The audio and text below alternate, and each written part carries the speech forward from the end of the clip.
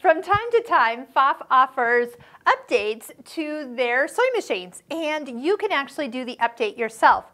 You'll want to head over to pfaff.com, click on Pfaff Quilt Expression 720, and find where it has software or updates. And all you need is a USB stick. Follow the directions on the website, and then insert the USB stick into the side of the machine.